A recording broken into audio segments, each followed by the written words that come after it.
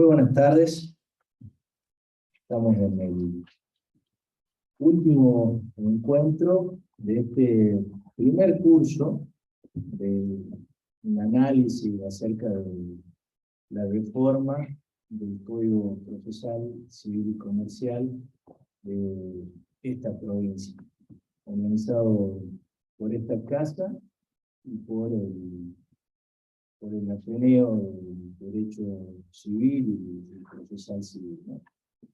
Como les decía, el primer curso acerca de esta reforma. Obviamente hay que ver cuando esto finalmente se implemente, empiece a elegir, empiece más allá de la experiencia piloto que tenemos, veamos ciencia cierta lo que está escrito en la ley, cómo se va a implementar. Con esa, en base a esa experiencia, creo que tenemos que seguir analizando la puesta en práctica de la ley. A partir de eso, volver a invitar a toda la colegiatura, colegas, a acercarse. El Ateneo tiene la puerta abierta de par en par, ¿sí? Para que quien lo considere y tenga el tiempo, que también es importante eso, por eso le decía la vez pasada y ahora de nuevo, y de repente dejar a un lado por el momento las obligaciones cotidianas de cada uno para sentarse a estudiar un poco más en profundidad algunos aspectos de toda esta normativa. Es algo que yo entiendo muy loable y que lo agradezco muy profundamente con el insertante aquí presente y con todos los colegas que precedieron, todos aquellos que están presentes acá físicamente y por el Zoom, ¿no? Así que básicamente les invitamos de nuevo a hacer el análisis propio de algún instituto por ahí en particular de esta nueva normativa y a partir de eso ir enriqueciendo, si se quiere, la sapiencia del foro, y entiendo también de lo que se trata en parte de capitalizar experiencia, ¿no? De alguna u otra manera, más bien o más o menos, dentro de todo, en definitiva, el Poder Judicial funciona de manera orgánica, ¿no?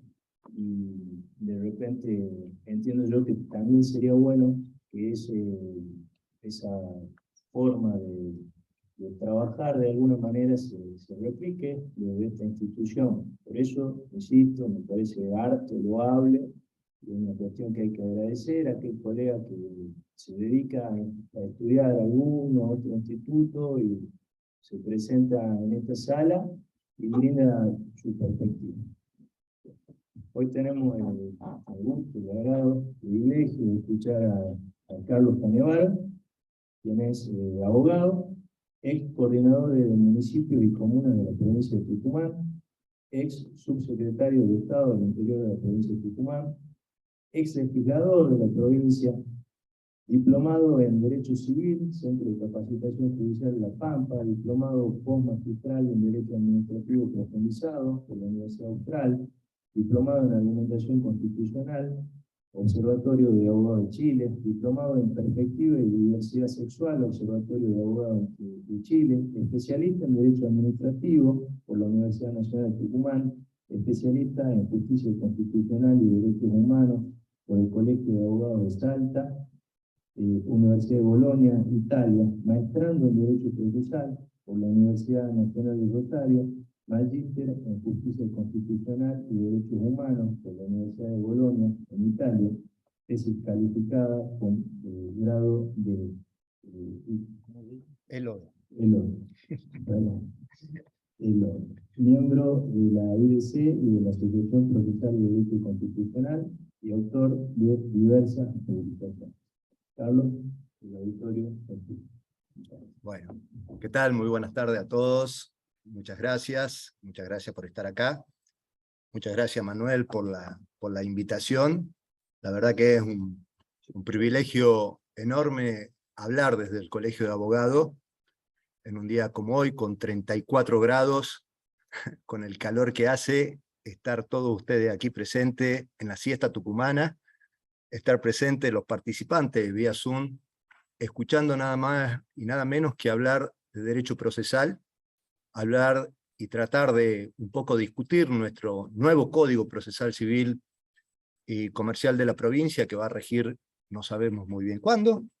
Ya se hablaba de noviembre y hay ahora unas posibilidades de prórroga. Se está hablando de que posiblemente se prorrogue la vigencia, porque no están dadas del todo las condiciones para que sea operativo. Y más allá de todo eso, y más allá de la generosa presentación de Manuel, a mí me parece muy importante cuando alguien va a hablar a un auditorio, señalar de qué lugar lo hace. Esto para que me tomen con beneficio de inventario. Y todo lo que yo vaya a decir, sepan desde dónde hablo y por qué lo digo. Y ahí lo pueden compartir o no, ojalá que lo compartan, y a los que no lo compartan, ojalá que los convenza.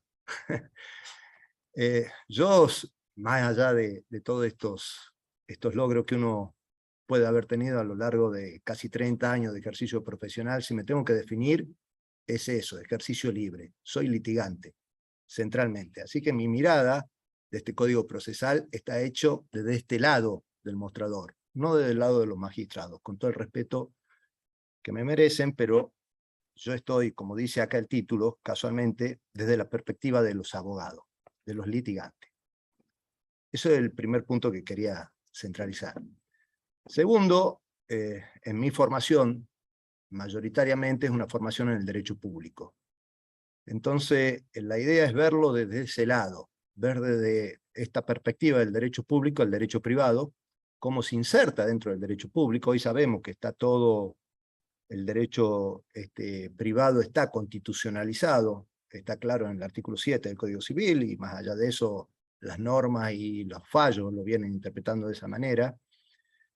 Y me parece interesante, al lado de todos los expositores que me precedieron en el uso de la palabra a lo largo de estas jornadas, tratar de darle otra mirada, una mirada más desde esa perspectiva pública, y desde esa perspectiva, mi formación como en el derecho constitucional es en el derecho constitucional clásico, desde el punto de vista de la Constitución clásica.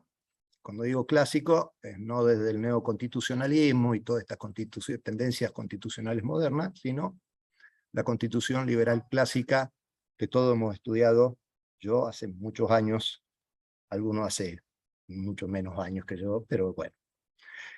Y procesalmente soy garantista. Me defino como garantista, he estado formado a lo largo de los años, pero en los últimos tiempos, con el doctor Alvarado Belloso, en la maestría que hice en Derecho Procesal en la Universidad de Rosario, y que acudí a esa maestría porque casualmente me sentí identificado con el debido proceso. Y garantista no quiere decir otra cosa que tomarlo al proceso como la última garantía que tiene el particular constitucionalmente contra los abusos del Estado, contra el abuso del poder del Estado. Esa es mi mirada en el proceso.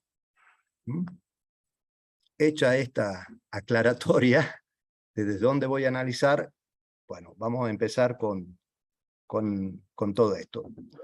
La charla la he tratado de armar en dos partes. Una parte, le diría, introductoria, que es fijar un contexto histórico y mundial que yo veo en lo que es el derecho y en lo que es la judicatura, precisamente, la magistratura, y cómo al Código Procesal Civil, o a esta reforma que se está llevando a cabo del Código Procesal Civil, se inserta dentro de ese contexto, sobre todo en la perspectiva de los modelos de jueces, que es el tema que es central en esta exposición que yo voy a dar.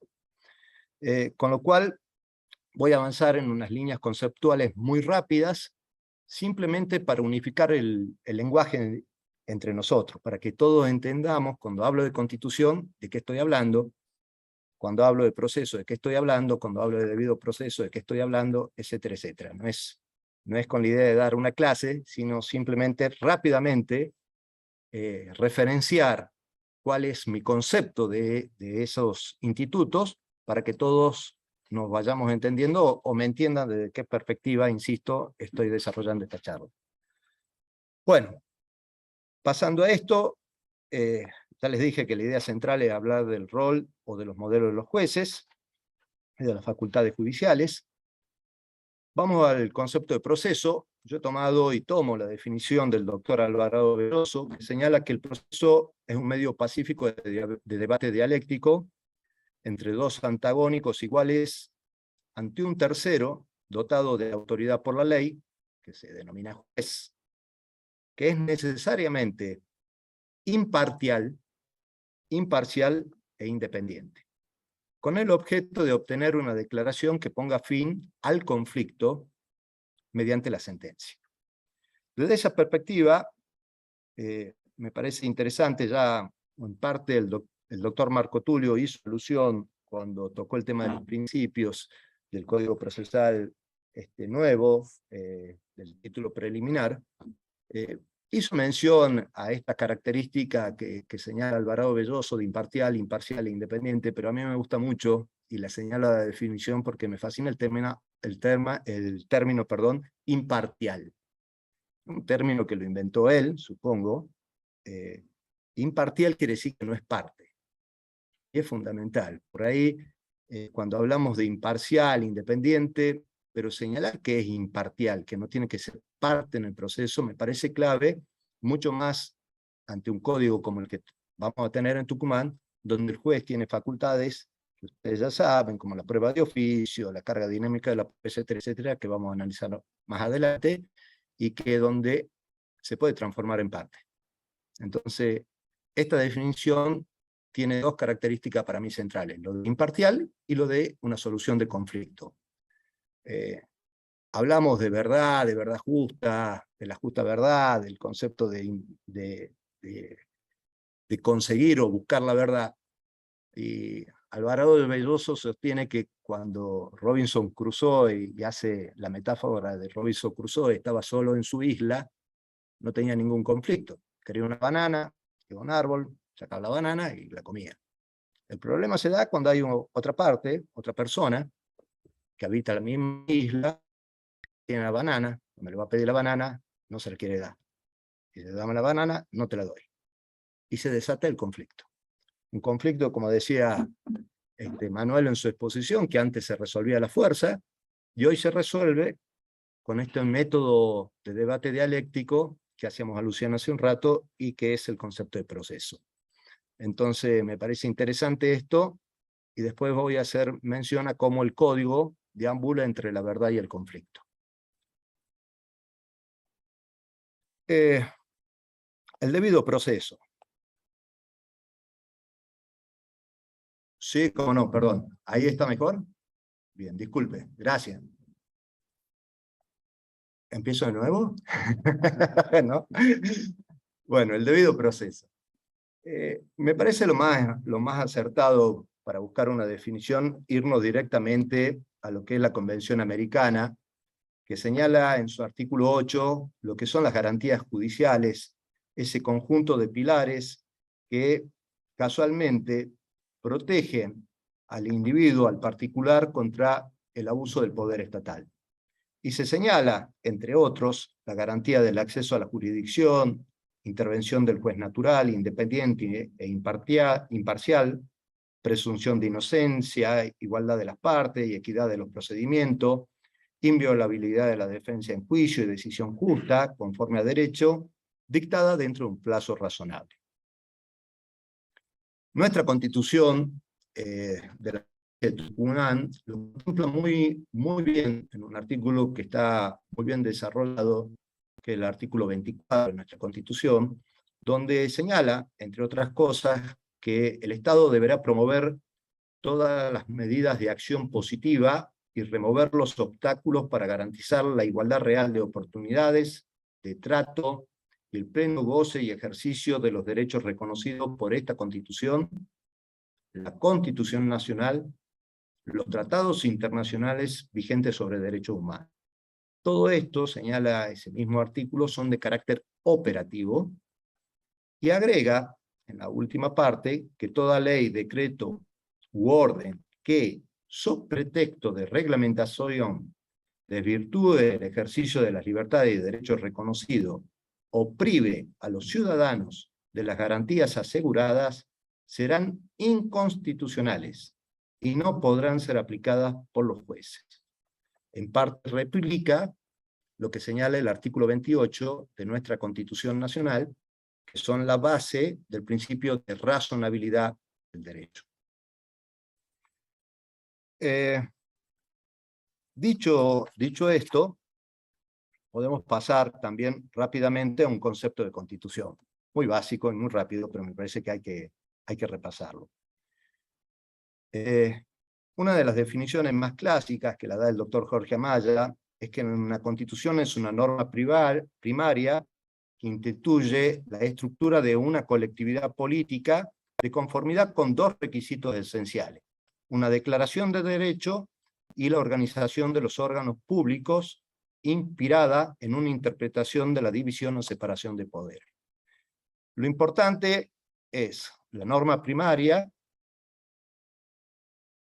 el cuerpo de derechos y la arquitectura de órganos y funciones del poder política inspirado en algún principio de división de poderes.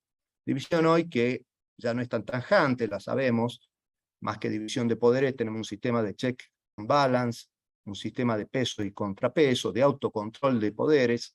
La división, incluso en la propia Constitución, hay funciones legislativas que cumple el Poder Ejecutivo, como son la reglamentación de las leyes, hay funciones legislativas que cumple el propio Poder Judicial, por ejemplo, con las dictadas de sus acordadas o de su reglamento interno. Entonces sabemos hoy por hoy todos que esta división es una división mucho más delgada de la que se pergeñó en su momento, y que hoy ya hay una justicia dialógica, como dice Roberto Gargarella, en el sentido en que entre los poderes están vinculados, dialogados, y no hay una línea tajante. A partir de todo esto podemos hablar de la supremacía constitucional, que está en el artículo 31 de nuestra Constitución, y que establece básicamente dos principios de los cuales se lo puede extraer de ese artículo 31. El primero, el principio de la supremacía de la Constitución, y el segundo, el orden de prelación de las leyes. Todo esto que desarrollo ahora tan rápidamente, nos sirve casualmente para entrar ya un poquito más en tema, para hablar de los modelos de control constitucional. Le hago la aclaración, todo esto que estoy hablando de la perspectiva del derecho constitucional es para llegar después puntualmente a los jueces. Pero me parece que hay que hacer este recorrido porque si no, no vamos a entender cuando lleguemos y uno defina el modelo o el rol de los jueces. No, le digo porque alguno puede pensar, me confundí de clase, esto es derecho constitucional y yo vine a derecho procesal civil. No, tengan paciencia. Pero me parecía interesante hacer este recorrido para todos. Bueno, en los modelos de control constitucional, como todos sabemos, básicamente hay tres modelos. En realidad hay dos, pero hay un tercer modelo que está solamente en Francia y en Chile en parte, pero tenemos el modelo estadounidense o Judicial Review, el modelo político francés, que era el que le señalaba hace un instante, y el modelo continental o Kelsen. De estos modelos, como ustedes saben, el modelo estadounidense es el que hemos tomado nosotros. Gorostiaga decía que la Constitución Nacional fue vaciada en el molde de la Constitución de los Estados Unidos, y realmente es un modelo que hoy se refleja incluso de una manera más pura en Argentina que en los propios Estados Unidos. Ya le voy a explicar por qué. ¿Cómo surgen estos modelos?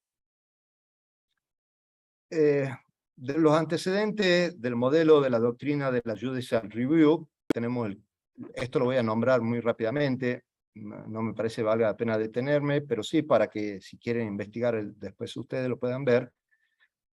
todos hablan del caso Marbury versus Madison, pero hay un antecedente anterior en lo que es control constitucional, que es este que le estaba señalando, que es el caso Bonham, que es un caso que se da en 1610 sobre una matrícula sobre un médico que estaba residido en Cambridge, y el Real Colegio de Médicos lo quería hacer matricular y él le alegó que no tenía jurisdicción. Se abre un conflicto, le cobran una multa, la multa iba parte, el 50% de la multa para el Real Colegio de Médicos y el otro 50% iba para el monarca. El juez Cook casualmente declara no válida la multa porque le dice al colegio, usted no puede ser juez y parte. Si usted se beneficia con la multa, usted no puede sancionarlo. Ese es el primer antecedente, lo doy a modo anecdótico porque todos hablan del caso Marbury versus Madison, pero este es un antecedente anterior. Esto sí es importante. La etapa colonial americana. Estados Unidos, que se constituye como un estado federal, estaba colonizado por Inglaterra, por los ingleses, y habían constituido asambleas que eran comunales y legislativas. Estas asambleas eran, digamos, para el pueblo, eran el lugar donde iban y concurrían, hacían sus reclamos, protestaban, dictaban sus normas, similar a lo que nosotros tuvimos como cabildo abierto, si se quiere, para encontrar alguna figura paralela. Y estas asambleas comunales y legislativas hacían que obviamente se toquen o se lesionen los intereses de las clases privilegiadas, se le ponga un freno económico a las clases privilegiadas, que eran quienes estaban vinculadas con los ingleses. Y obviamente esto se lo vio como un foco de rebelión. Por eso es que, ya les anticipo, y lo señalaba como importante, el sistema de control de los Estados Unidos y de la Judicial Review, el cual tomamos nosotros, es un sistema que tiene una desconfianza en el Parlamento y una confianza en el juez. Desconfianza en el Parlamento porque lo veían como foco de rebelión. Y este es el origen. Por eso se lo quería explicar. Después tenemos el debate que se da en la Constitución que se dicta en Estados Unidos en 1787, que es la de Filadelfia. Se dictan una serie de artículos que se conocen como el Federalista, que eran artículos que escribían los propios convencionales constituyentes de los Estados Unidos para convencer, porque el debate era entre federalistas y no federalistas, y querían convencer los propios constituyentes de que los estados se adhieran a la Constitución. Lo hacían bajo seudónimo, para que no descubran que eran los constituyentes mismos quienes estaban escribiendo los artículos. Entre todos esos artículos, que parte lo escribió también Madison, está el 78 de Hamilton, de 1788, que es un artículo que al día de hoy se lo sigue citando en los fallos, incluso de la Corte Suprema de la República Argentina. Tiene una vigencia, y ya se lo voy a explicar después, lo vamos a ver, en un caso del Colegio de Abogados, por el Consejo de la Magistratura del año 2021, se cita el Federalista, se lo cita Hamilton y se lo cita Marbury versus Madison. Así que es de colección, digamos, es de batalla, es de biblioteca. Bueno, tenemos el caso que ya es muy conocido, Marbury versus Madison. Yo les recomiendo, no me voy a detener en explicarlo porque se nos va a ir el tiempo, pero les recomiendo a todos, a los que les interese, hay un video que está muy bueno en YouTube, donde está actuado Marbury versus Madison. Es en blanco y negro, es viejísimo, pero se lo explica rápidamente con actores, obviamente está ambientizado a la época, con un buen sonido, y lo explican perfectamente al caso, y es bastante fácil de entenderlo, y a partir de ahí van a entender mucho de lo que es el control constitucional, de las cuestiones políticas no judiciables, y sobre todo, vamos a entender a partir de ahí, que siempre el control de constitucionalidad es un control político, esencialmente político. Y que las cortes, ya desde esa época, más allá de que están integradas por académicos, son cortes políticas.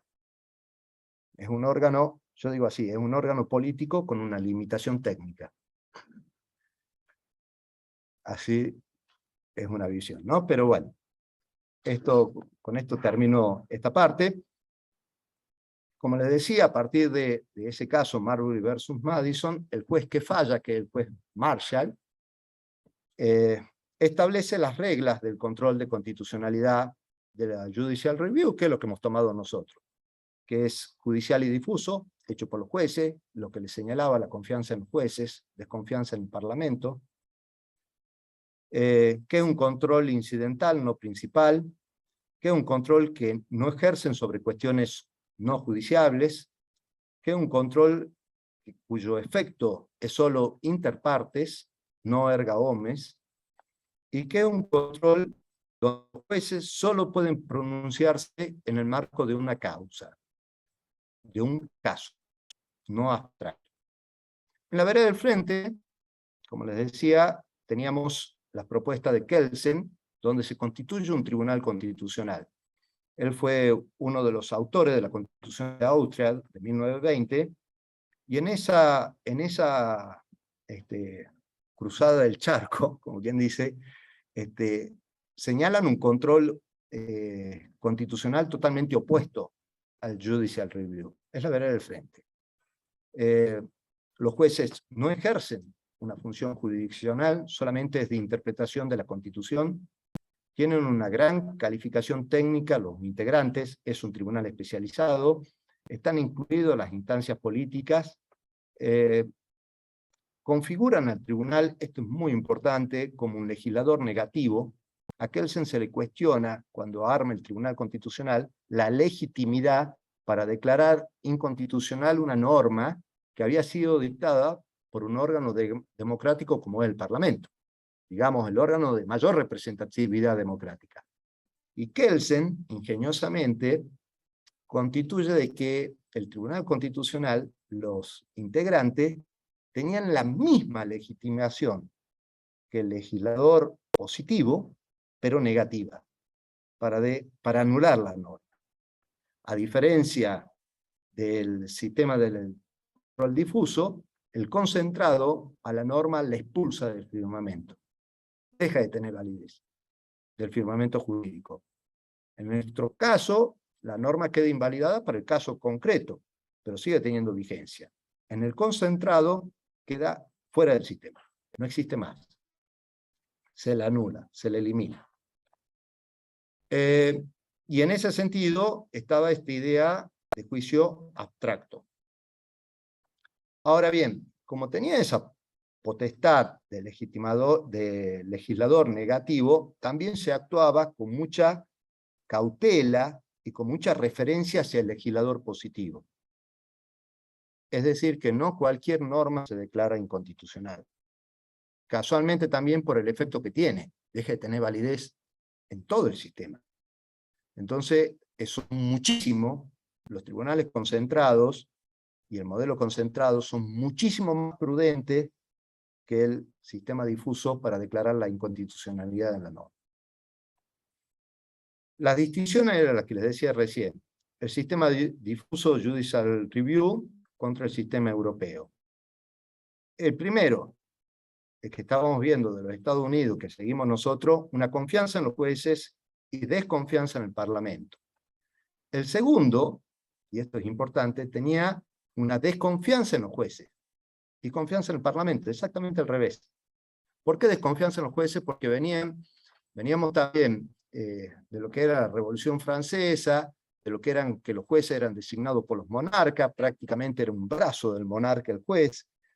Entonces había que ponerle un límite a los jueces, y por eso también el órgano es un cuarto órgano de poder.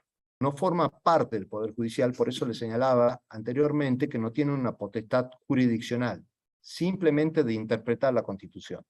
Es un órgano fuera de los tres poderes que nosotros conocemos, que actúa como un cuarto poder. En el difuso, ya lo vimos, que actúa como órgano propio el Poder Judicial, el otro un órgano extrapoder, se constituye por las propias salas o las propias Cortes Supremas, tiene la finalidad en el sistema difuso de la supremacía constitucional, a la que hacíamos alusión, y tiene una legitimación activa amplia. En el concentrado hay un tribunal constitucional, es un órgano extrapoder, y la finalidad, en su origen, fue la solución de conflictos, no fue la supremacía de la Constitución.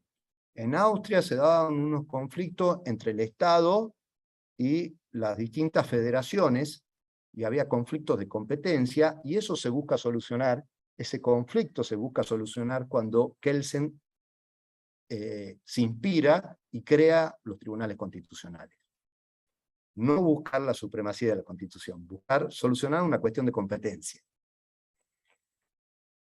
La legitimación activa, que es concentrada para determinados órganos, cuando hablo de determinados órganos, hay sistemas donde únicamente el presidente de la nación puede plantear la inconstitucionalidad. En Italia, la inconstitucionalidad ante el Tribunal Constitucional la pueden plantear los propios jueces. Un juez de instancia inferior consulta al Tribunal Constitucional sobre la constitucionalidad o no de una norma. ¿Qué les quiero señalar con esto? Que cuando vemos los dos sistemas y hablamos de los tribunales constitucionales, y que se habla incluso hoy por hoy de los tribunales constitucionales, tengan en cuenta que el particular no accede a plantear una inconstitucionalidad. No hay manera, la pueden plantear los ministros, la pueden plantear el Ejecutivo, la pueden plantear los jueces, pero el particular no tiene la legitimación para llegar. Y eso es un gran defecto. Yo por eso defiendo al sistema difuso, donde un obrero, un particular, un ama de casa o un empleado laboral puede plantear la inconstitucionalidad de una norma y se la puede declarar inconstitucional. Eso no ocurre en el sistema concentrado. En conclusión, bueno, lo que le explicaba de las distintas características, sí les quería señalar que en el sistema francés, que eso no lo mencioné, se constituye con un Consejo de Estados, que es un Consejo Constitucional que lo integra a este Consejo, por eso es un órgano político, lo integran los expresidentes de la Nación. Tiene una formación netamente política, ¿no? Son los expresidentes, automáticamente pasan a formar parte de este Consejo Constitucional, donde su control es preventivo, es antes de que la norma se sancione. Es una característica particular que Chile, como le decía, es uno de los pocos países que tomó en parte este modelo. Bueno, pasado toda esta parte, viene ya la parte que más me gusta. La evolución de la posguerra del derecho constitucional. ¿Por qué digo la parte que más me gusta? Yo descubrí en estos tiempos, y con todos estos cursos de posgrado que uno hace, el efecto que tuvo la posguerra o la Segunda Guerra Mundial en lo que fue el derecho. La verdad, no lo conocía, lo aprendí de grande. En la facultad no lo veía esto. Y el efecto ha sido un cambio absoluto de la concepción del derecho. Y esto es un poquito lo que quiero explicar ahora. Cuando se da la Segunda Guerra Mundial, obviamente todo el aparato nazi para ejercer el genocidio que todos conocemos y todo lo que sucedió, estaba apoyado en el positivismo alemán. Tenían leyes que los habilitaban y los autorizaban a hacer lo que hicieron. Todo eso se cae con el juicio de Nuremberg. Esto lo voy a hacer muy rápido, no voy a hacer la historia a pasos agigantados, pero para poder terminar en tiempo. Se cae con lo que es el juicio de Nuremberg, y es el propio Tribunal Constitucional alemán que toma una postura antipositivista que da nacimiento a lo que se conoce como neoconstitucionalismo. Y el neoconstitucionalismo es esencialmente la protección de los derechos humanos. Toma como bandera los derechos humanos y los derechos fundamentales a partir de la Constitución. Ya lo voy a ir explicando más rápido, pero sí quería señalar este punto inicial. Es a partir de esa Segunda Guerra Mundial donde todos los sistemas jurídicos ven en la Constitución una norma jurídica suprema, omnipresente, donde del Estado, que era lo que señalaba, del Estado legal de derecho se pasa a un Estado constitucional de derecho. la Constitución irradia absolutamente todos los derechos, los atraviesa de manera tangencial, y se da el nacimiento de los tribunales constitucionales. Todos los países que habían participado en la Segunda Guerra, Alemania, Italia, Francia, España, dictan una nueva constitución. Después de lo que todos venían del régimen totalitario, Franco, Mussolini, etc. Dictan su nueva constitución, y al dictar su nueva constitución toman los tribunales constitucionales para poner por encima la Constitución, pero más que la Constitución, más que la supremacía constitucional, y más que controlar y limitar el poder, lo que le interesa a partir de la Constitución es el respeto y hacer operativos los derechos humanos. Ingresan al campo del derecho los derechos humanos, la dignidad de la persona.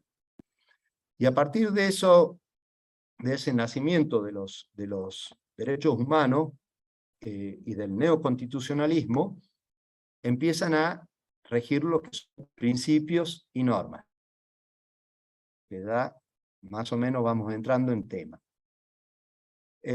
Como le decía, se da también en esa época, precisamente en 1948, en diciembre, la Declaración Universal de los Derechos del Hombre.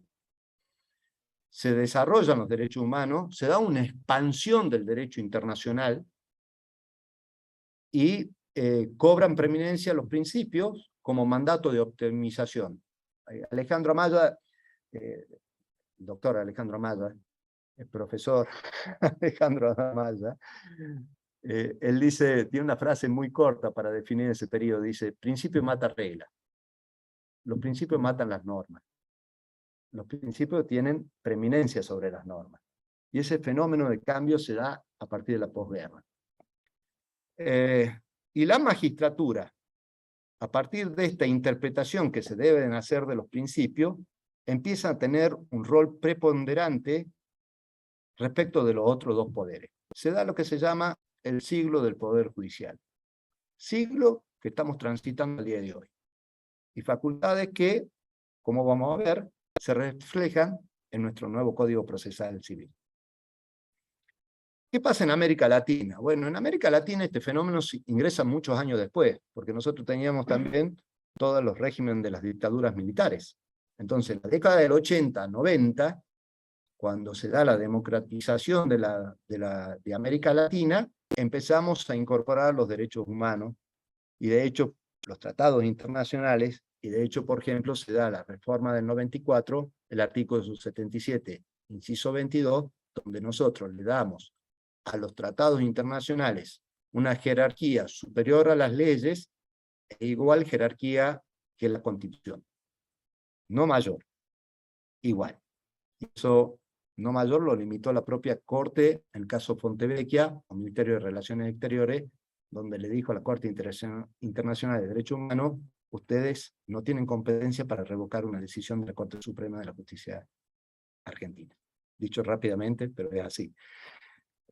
Alberto Bianchi, que es un gran administrativista y constitucionalista, un gran estudioso, señala que el control de convencionalidad se hace a través del control constitucional. Porque si no hacemos el control constitucional, no abrimos la puerta del 75, inciso 22, por lo tanto no pueden entrar los tratados internacionales. Y a mí me gusta eso. Bueno, ahí me permití un latiguillo personal.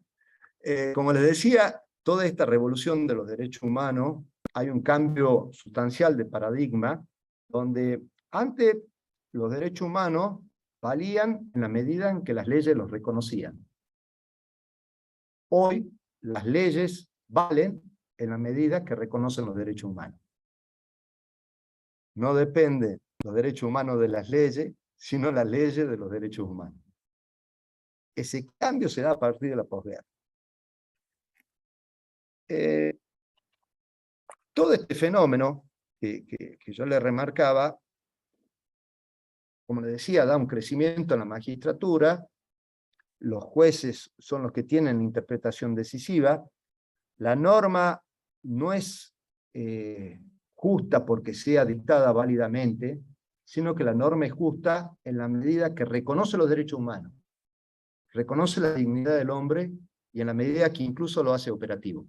Si no, deja de ser justa. Hasta se cambia el sentido de la justicia de la norma. Y por supuesto, se incorpora el fenómeno de la ponderación.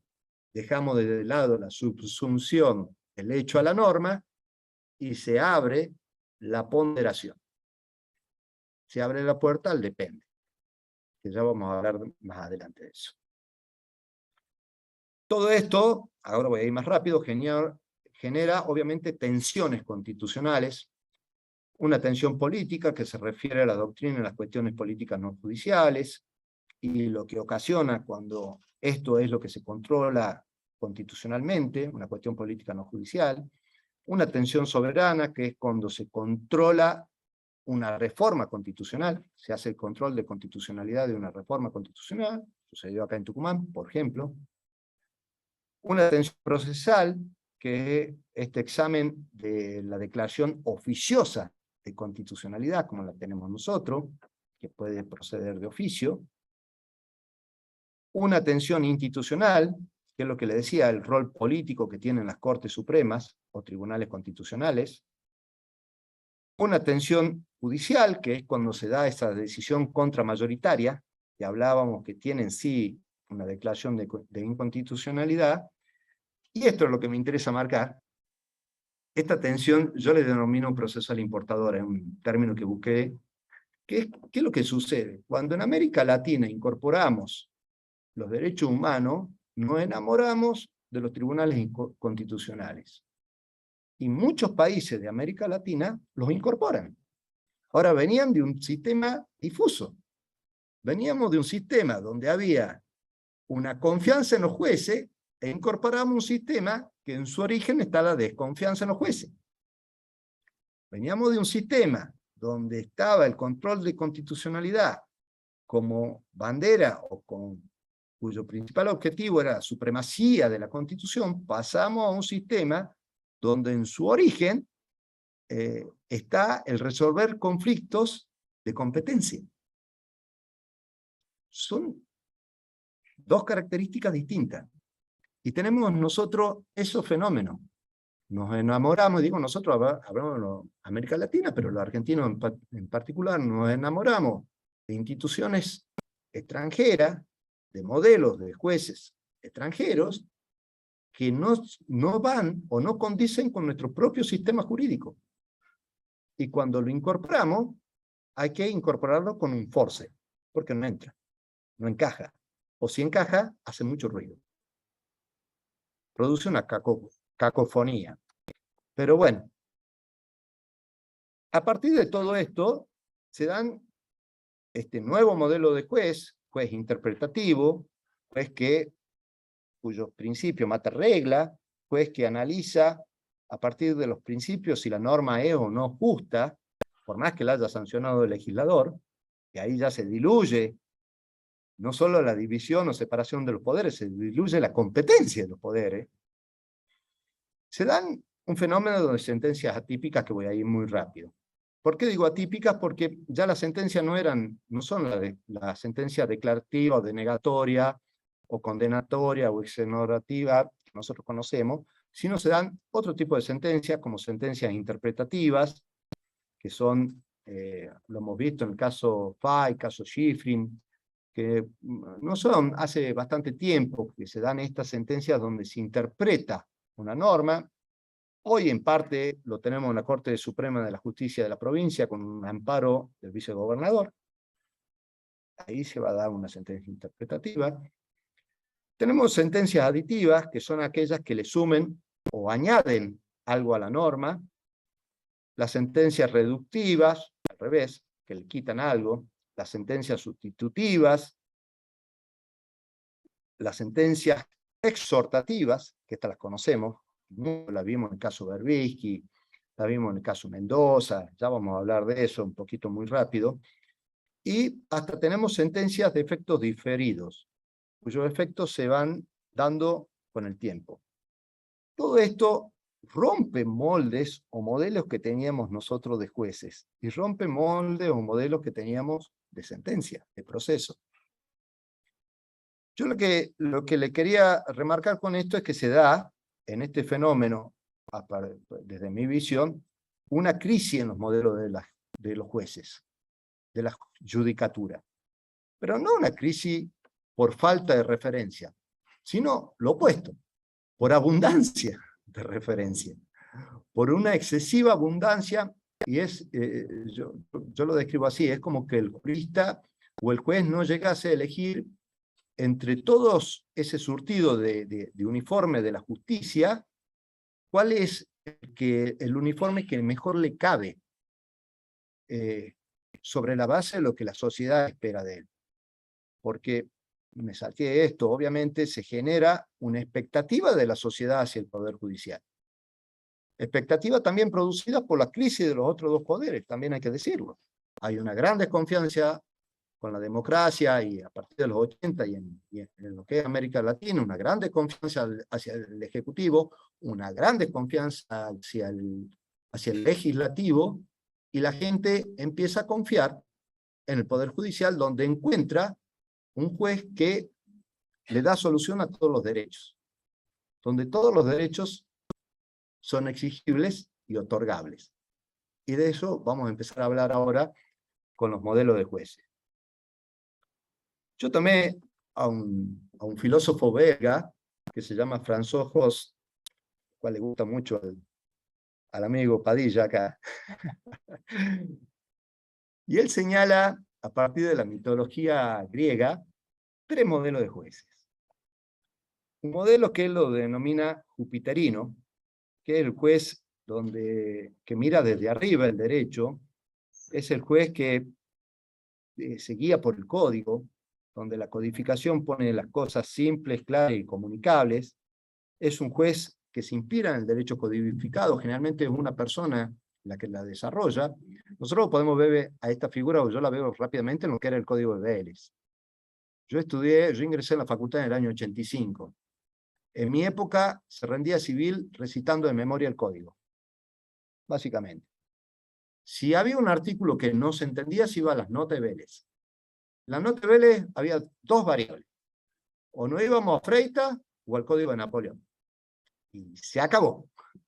Y si había alguna duda, la voluntad del legislador. ¿Cuál era la voluntad? Bueno, íbamos al lenguaje, y a partir del lenguaje se interpretaba cuál era la voluntad del legislador. Se acabó el debate, y todos los casos en los que nos desenvolvíamos como sociedad estaban regulados y contemplados en el código. Sea lo que suceda, tenía que estar en el código. Bueno, este es el modelo jupiterino que señala François Hoss, y que habla todo como lo que sabemos, una pirámide en cuyo vértice uno tiende a mirar el vértice superior, y a partir de ahí se construye todo el derecho como una cascada de poderes. Es el modelo jurídico clásico, es el modelo también de la pirámide de Kelsen, cuya norma en vértice superior está en nuestra Constitución o la Carta Magna, y a partir de ahí todo el derecho. El segundo modelo, que es más interesante, me gusta más, más actual, es el herculano. Este modelo, el herculano, se aplica sobre la tierra, y él toma la figura de Hércules y compara también en ese sentido con Atlas, porque dice es como un embudo, como Hércules sosteniendo el mundo. En realidad el que sostiene el mundo es Atlas, en la mitología griega. Pero él lo toma como un embudo invertido, y a mí me gusta esto porque él lo califica como un juez asistencial. Es el juez que todo lo puede. El juez que está dispuesto a resolver cualquier problema que se le plantee y dar una solución justa. Si el juez jupiterino era un hombre de la ley, Hércules se desdobla en hombre de la ley y en ingeniero social. Y en ese sentido, como juez asistencial, le dice, es capaz de conciliar las economías familiares, dirigir empresas en dificultades. Es un Hércules que está presente en todos los frentes. El juez está presente en todos los frentes. Está para resolver todos los problemas. Se parece bastante a algunos jueces que tenemos en nuestro sistema. Pero bueno, sigamos. A partir de ahí se lo toma principalmente este juez herculeano, lo toma como lo que es el realismo estadounidense, el realismo norteamericano. O sea, el derecho va a ser la jurisprudencia. Lo que el juez diga y no lo que dice la norma, como era el juez jupiterino. Va a tener la norma, pero va a ser en definitiva la palabra del juez. Este se difiere un poco, este juez Hércules de Hos, a lo que es el Hércules de Dworkin, que también toma la figura de la mitología griega para definir al juez, pero él lo toma al juez de Dworkin. El juez de Dworkin es un Hércules que toma los derechos fundamentales en serio. Es un juez que toma, como ya les dije, los derechos humanos y esos derechos fundamentales, y a partir de ahí, y a partir de la unidad del derecho, se crea lo que él denomina, Dworkin denomina, el imperio del derecho. Y sale a buscar la respuesta correcta. Finalmente, Hoss, esto es bastante complejo de entender, plantea un juez que supere los otros dos, porque dice los otros dos modelos entran en crisis, ninguno de los dos da una respuesta plena, por lo tanto hace falta un juez mensajero, un juez comunicador. Y él ahí lo denomina al juez con rasgo de Hermes, que era el mensajero de los dioses. Este juez, si el juez de Júpiter se lo identificaba con un código, al juez de Hércules con un dossier, a este juez se lo ve como una red, pero no una red de pesca, una red que tenga distintos puntos que son recursos de los operadores del derecho, y este juez va recorriendo todos esos puntos hasta llegar a una solución del caso. Es un derecho muy líquido y con muy poca certeza. Pero bueno, él ve como eso, como una tesis superadora. Dworkin hace el mismo análisis también en los modelos de jueces. Ve un juez convencionalista, que es el que exige que los jueces tomen las normas jurídicas como tal. Ve el pragmatismo, que exige que los jueces creen las mejores normas para el futuro. Y ve en la integridad esta tarea interpretativa, comprensiva de la totalidad de la práctica jurídica, que era lo que hablábamos hace un rato, del imperio del derecho, que toma los derechos fundamentales en serio, que es para él el juez Hércules de Dworkin. Albi Cabanilla, acá lo vamos a poner más en castellano todo esto, en su libro Interpretación y Argumentación del Derecho, que se lo recomiendo, es una lectura bastante simple de todas estas cuestiones filosóficas y explica muy bien el neoconstitucionalismo, todos estos fenómenos que estamos hablando lo explica en términos muy accesibles. Indica que hay en la práctica tres modelos de jueces. El juez mera boca de la ley, ahí no hace falta mucha explicación, que es un mecánico reproductor de una norma. El juez legislador, que es el que crea la solución normativa una vez que tiene el caso, tampoco hace falta mucha explicación. Y el juez intérprete, que este es el juez que él se aferra, que un poco los otros modelos de jueces que veíamos, también hay un paralelismo entre todo esto, que es el pensamiento de la razón práctica, el juez que toma todo, interpreta todo el caso, ve todos los factores, ve la jurisprudencia, ve los aportes nuevos, crea una norma para el futuro, ve la norma del caso. Es un juez que no tiene, no es ni este texto escrito ni aquel, es lo que él interpreta. Y en ese modelo también es el juez que ve a Tienza como un juez argumentativo en su teoría de la argumentación jurídica.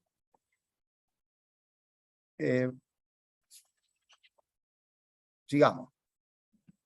Siendo Argentina, todo esto se divide, y todo esto que hemos visto se lo puede ver en una de las grietas jurídicas que tenemos. Hay muchísimas grietas en el país, bueno, tenemos una grieta jurídica también. Dos exponentes son rosarinos, su mayor exponente. Del lado del garantismo lo tenemos al doctor Alvarado Belloso, y del lado del activismo a Peirano. A mí me gusta mucho la explicación que da Mario Jaumet en su libro Argumentación, porque él toma, para explicar esto que a mí me costó entender entre activismo y garantismo, él lo toma desde la línea, desde la argumentación. Cómo el juez argumenta para llegar a la sentencia. Desde ese punto de vista, él ve en el garantismo que hay un método, un camino, y que se arriba a la meta. En el activismo está la meta primero, y después vemos el camino. Es decir, en un caso, el juez transita los hechos, los fundamentos, transita el proceso, la prueba, y llega a una sentencia. Y en el otro caso, ya sabe cuál va a ser la sentencia y busca en el proceso cómo fundamentarla. Y esto lo veíamos cuando decía Pablo, hablaba de la teoría del caso del juez. Acá lo vemos. Explicado de una manera muy fácil. Es bastante curioso el término, para mí en lo personal, de activismo, porque ¿qué es lo opuesto a activo? Pasivo.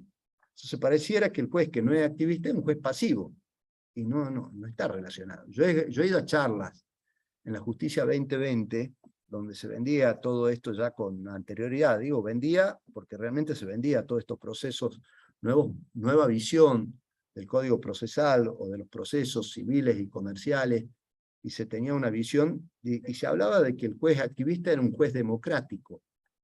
Democrático, como el que no compartiera esos principios, sería un juez antidemocrático. Y eso lo he escuchado yo. Y en charlas organizadas por el Centro de Especialización Judicial de la provincia, y por supuesto no eran actores locales, quiero aclararlo, ¿no? Venían en la época, como le decía, Justicia 2020, que le impulsaba Garabano, bueno, etcétera, etcétera. Era fantástico, un fiscal impulsando una reforma de un proceso civil. Por eso es que el proceso civil es inquisitivo. Digo rápidamente, el que tenemos. Y el proceso penal pasó a ser dispositivo. Esto es fantástico, pero bueno, si ponemos un fiscal que desarrolle una reforma procesal civil, y bueno, pasan estas cosas. Eso un latiguillo entre paréntesis. Todo este debate de activismo y garantismo, yo les recomiendo también un video fantástico que hay en YouTube, entre un debate de la tortura, lo pueden buscar así, debate de la tortura, Atienza a García Amado.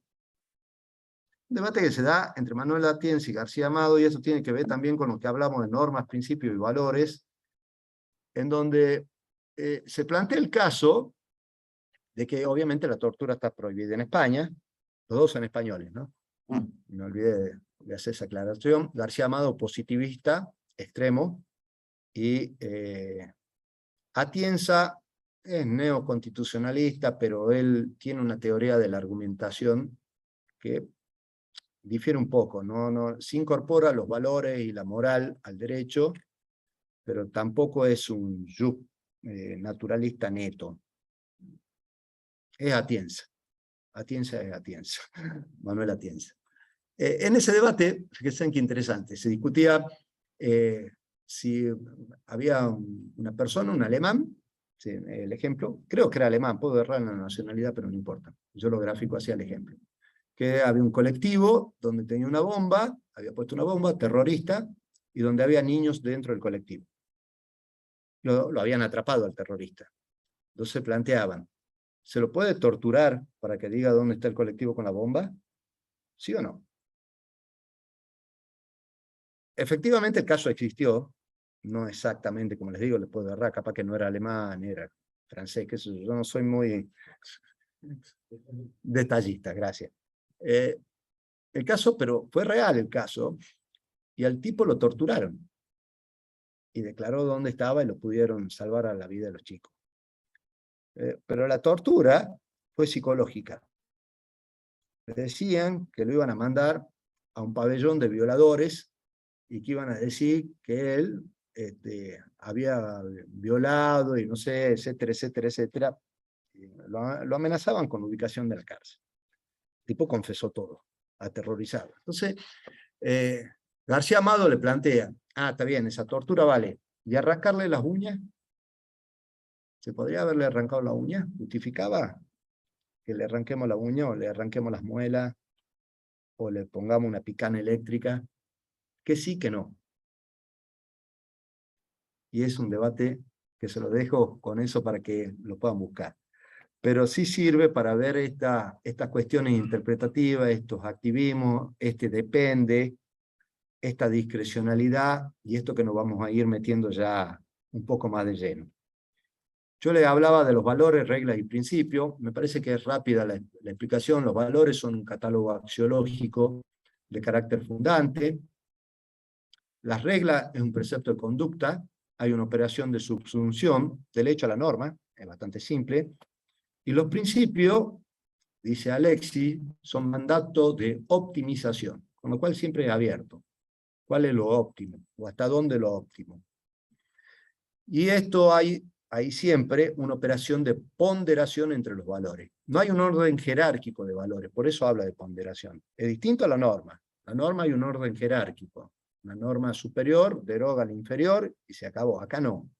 Cuando tenemos dos principios, la libertad o la intimidad, ¿cuál de los dos? ¿Libertad de prensa o intimidad? ¿Cuál de los dos prevalece? Y hay que ponderar. Working, la solución, Alexis, perdón, la solución que le da a la ponderación es el peso social. Establece una serie de reglas que no me voy a explayar, pero se lo puede resumir en eso. ¿Cuál es el que tiene mayor costo social?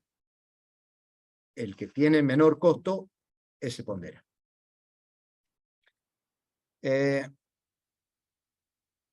A partir de todo esto que estábamos hablando, y que yo le explicaba de estos modelos nuevos de jueces, cómo nosotros, incluso yo les hablaba de los tribunales constitucionales, del juez interpretativo y demás, y cómo nosotros incorporamos esos modelos de jueces en un sistema que tiene una génesis y un origen totalmente distinto como el nuestro.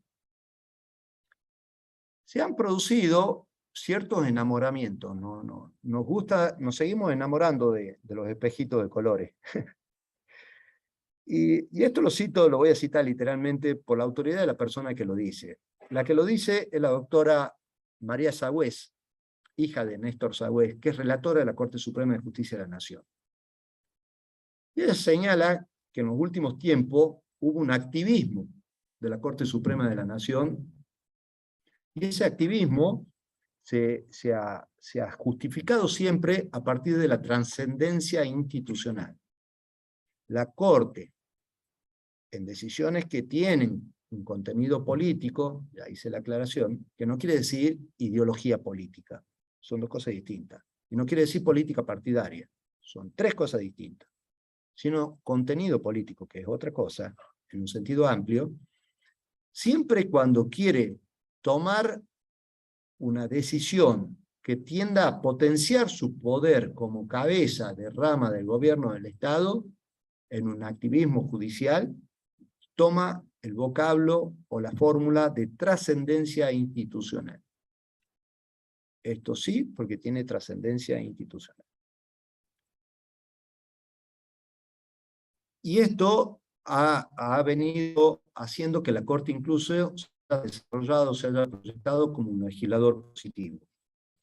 En algunos casos, Badaro 1, Badaro 2, ya voy a hablar rápido del caso, pero no me quiero perder, pero toda esta combinación han hecho que la Corte se transforme en un tribunal potente, que nos seducen estos tribunales constitucionales. Es lindo tener la última palabra, es lindo sentirse que es un tribunal especializado, es lindo sentirse que solamente yo puedo hacerlo. Hasta la Corte Interamericana de Derechos Humanos también se quiere transformar en un tribunal constitucional a nivel Latinoamérica. El poder seduce.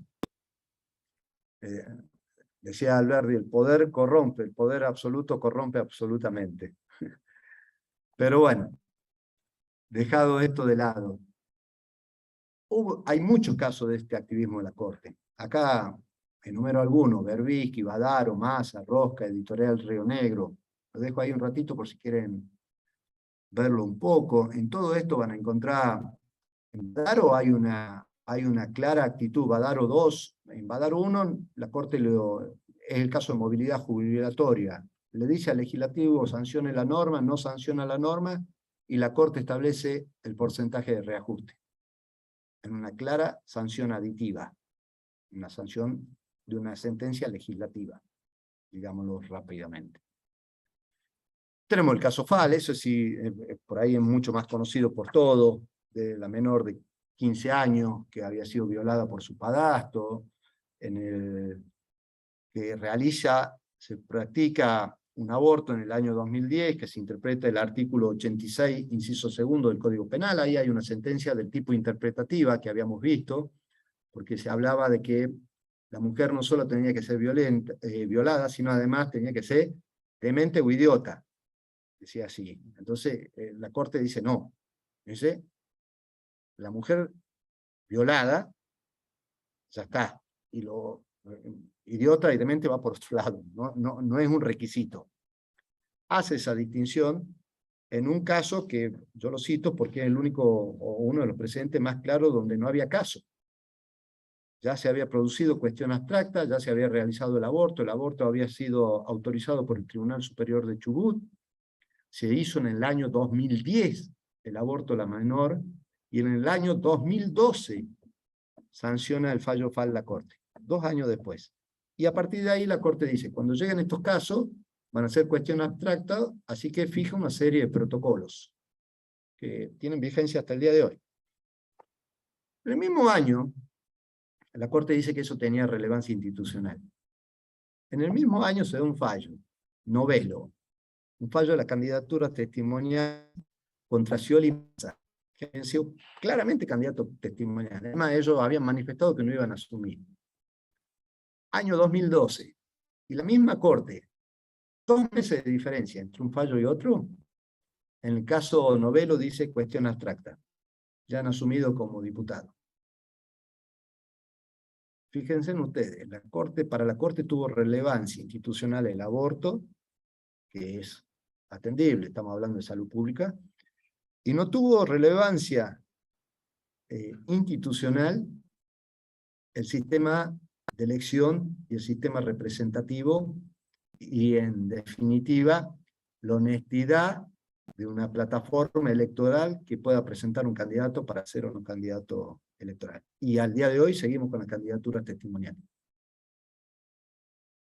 Porque nunca van a llegar, cuando lleguen siempre van a ser cuestión abstracta. Por eso ya ni se judicializa. Pero me parecía gráfico señalarlo por esto que decía María Sagüez y que está claramente visto en este ejemplo. Y un segundo caso, que también me quiero detener, porque es del año pasado, del año 2021, y que se refiere a la integración del CAM. Es mucho más novedoso. Caso Colegio de Abogados, donde se judicializó el equilibrio de la integración del CAM, y donde la Corte dictó una sentencia exhaustiva estableciendo un plazo razonable, que dijo 1 año, y acá es importante, le puso un apercibimiento a la sentencia exhortativa al decir que si no se produce el dictado de la norma bajo las pautas que señala la Corte, procederá a implementar la garantía de independencia del Poder Judicial en los términos de su precedente. Eso está considerando 19. ¿Qué quiere decir eso? Voy a dictar la norma yo. Dicho rápidamente. Esto vemos, acá empieza a tener ya sentido todo esto que venía hablando tan rápidamente, ¿no? Y va a tener mucho más sentido ahora, cuando entremos a hablar de la discrecionalidad. Yo pongo, ¿podrá o no podrá? ¿Podrá o no podrá? Esta es la cuestión. Y ya van a ver por qué digo eso. La discrecionalidad, básicamente, la discrecionalidad administrativa es saber elegir entre 2 indiferentes jurídicos. Ahora, los indiferentes nunca son exactamente indiferentes, tienen matices. Y a partir de ahí, esta potestad discrecional puede ser reglada, que tenga ciertas condiciones, reglada, que tenga la totalidad de las condiciones establecidas, o puede tener algunas de las condiciones.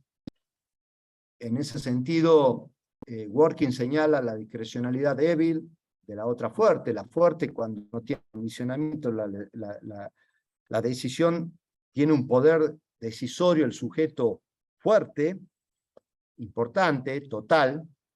En la débil tiene un poder moderado, hay una operación de discernimiento. Casañe siempre dice que, sea como sea la discrecionalidad, hay que tener ciertos estándares, de razonabilidad, justicia y eficacia, y sobre todo los principios generales del derecho. Bueno, esto ya voy a saltear porque es lo que decía. Y los límites de la discrecionalidad, que es importante, señala Comadira, son los elementos reglados del acto, la razonabilidad, artículo 28 de la CN, lo hemos visto en el 24 de la Constitución de la provincia, proporcionalidad, medio fin, la finalidad, la motivación y los principios generales del derecho. ¿Qué quiere decir esto? Nunca la discrecionalidad tiene que ser infundada. Siempre tiene que ser motivada. Siempre tiene que tener el por qué elijo esto y no lo otro. Aun siendo que sea fuerte la discrecionalidad. ¿Por qué? Porque si tiene motivación, que es ese interlógico discursivo, va a poder ser sometida a derecho, la decisión, va a poder ser examinada en su legitimidad y el particular va a poder ejercer su defensa. Es decir, se la va a poder judicializar, se la va a poder examinar, vamos a poder ver los motivos.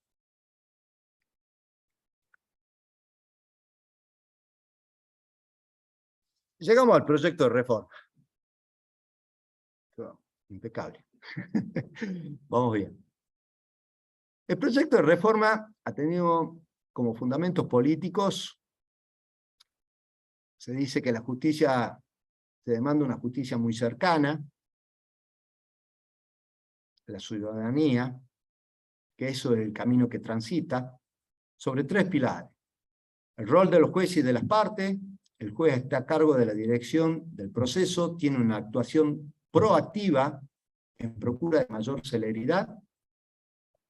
Inmediación, la justicia se humaniza, se le ve la cara al juez, ya que todas las audiencias y pruebas se realizan ante la presencia del juez, que no pueda delegarla en otros funcionarios. Nuevas tecnologías, la presentación virtual del servicio de justicia. Esto lo dijo Ferrazano, el legislador Ferrazano, en la Gaceta del 2 de mayo del 2022. Yo acá les quiero decir esto me hago cargo, digamos. Lo tomo de la Gaceta, ¿no? El proyecto de reforma ha ingresado en el 2016. Porque muchos dicen que está muy debatido. Ingresó en el 2016, ha sido elaborado por una comisión de redacción dirigida por la doctora Claudia Asbar, se lo aprueba por la comisión Interpoderes, ahí estaba bueno, el legislador que la presidía, llega en el 2019 al recinto y es de vuelta a comisión. Es decir, lo mandaron a dormir, lo digamos rápidamente. En ese interín, 2016-2019, estamos con la acordada de la Corte. La Corte dicta acordada y pone en vigencia esto. Modifica el Código Procesal Civil mediante acordada. Una precisión, una belleza. Y ahí, desde el 2019, si ustedes se acuerdan todos, entramos en pandemia. En el año 2022, ahora en marzo, lo reflotaron al proyecto y lo sancionaron. No es un proyecto debatido. El debate se ha dado tal vez 2016, 2015, 2017, digo 2016, 2017, 2018, pero en el último tiempo no ha sido debatido. Estaba dormido. ¿Por qué no fue debatido? Estamos en pandemia. ¿Que no hemos olvidado del COVID? Del 2019 duerme, lo despertaron en el 2022 y lo sancionan. Muchas veces, y esto lo digo, he sido legislador, los legisladores votan a libro cerrado, sobre todo un proyecto que viene de la Corte. Es decir, viene con cierta autoridad, un proyecto de ley, porque viene de la Corte, porque están hablando de cuestiones muy técnicas, porque se supone que ya la presentación en sí es un requerimiento de necesidad y urgencia, que se vota a libro cerrado, sin modificar, sin mayores debates. O el debate es simplemente, me sumo a este proyecto porque me parece divino. Pero no hubo un debate serio. Muchos de nosotros, y entre quienes me incluyo, me enteré entre gallo y medianoche que había salido. Sabía que estaba el proyecto, pero no que estaba con un estado parlamentario tal de que se haya sancionado. Bueno, termino esto. El código tiene normas abiertas, de textura abierta, en el nuevo Código Procesal Civil y Comercial. Y ahora vamos a ver que todo lo que yo he tratado de explicar, ojalá tenga sentido. En los principios no se especifica la finalidad del proceso. Fíjense en que se hablan, muchos de quienes defienden la reforma hablan de la verdad justa, de la justa verdad, pero no está en los principios, ¿no?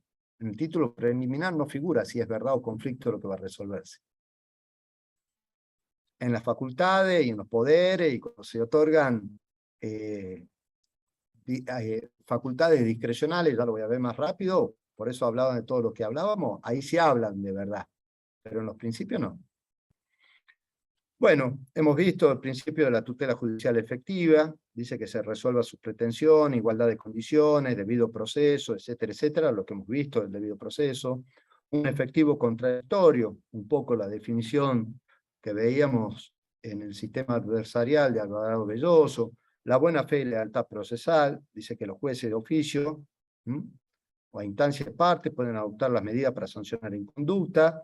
El juez deberá impedir el fraude, habla de sanciones. Y empezamos con los derechos y deberes. Vamos al litigante. Esto está lindo. Artículo 23. Abuso procesal y fraude de la ley. Se considera abusiva toda petición contraria a la finalidad de la norma procesal invocada o cuando se exceden los límites impuestos por la buena fe, la moral y la buena costumbre. Yo le pregunto, ¿cuándo se exceden? ¿Cómo sabemos cuándo se excede o cuándo no se excede? Discrecionalidad, interpretación de la ley, principio, activismo, todo lo que hemos estado viendo, se aplica. Discrecionalidad. Yo voy a ir señalando con esa palabra, ya hemos hablado de lo que es la discrecionalidad. Discrecionalidad. Y fuerte, está arreglada. Discrecionalidad fuerte para el juez. Deberes de las partes, abogado y representante, el 24. Artículo primero, bueno, inciso primero, perdón. Colaborar con el desarrollo del proceso. Bueno, hasta ahí podemos entender. Sigamos. Y abstenerse de dilatarlo con actos inútiles o innecesarios para la declaración de la defensa o defensa de los derechos. ¿Cuándo un acto es inútil o innecesario? Lo inútil para mí puede ser útil para el doctor Padilla. Lo inútil para el doctor Durán puede ser útil para mí. ¿Cuándo es inútil o innecesario un acto en lo que hace a la defensa? No actuar temerariamente, bueno, eso lo podemos entender, ni abusar del proceso, más o menos, y de las vías recursivas. Y el doble conforme, Corte Interamericana de Derecho Humano, caso Baena, etcétera, etcétera, etcétera. ¿Qué pasa con el doble? ¿Cómo se puede abusar de la vía recursiva? Si uno plantea revocatoria, después viene revocatoria con apelación en subsidio, y de ahí te puede llegar a quedar la casación. ¿Cuál es el abuso de la vía recursiva? Discrecionalidad. Yo le voy a ir dando la respuesta. Discrecionalidad. Concurrir ante los tribunales cuando éste los cite y acatar sus órdenes. Acá lo que decía el amigo Durán. En las actuaciones judiciales. Órdenes implica subordinación. Órdenes implica que uno es un subalterno. Nosotros no somos subalternos del juez. De última, como dice el código, somos colaboradores, pero no subalternos. Y si yo soy subalterno de alguien, soy subalterno de mi cliente. Yo soy litigante. No soy un miembro del Poder Judicial. Contrariamente.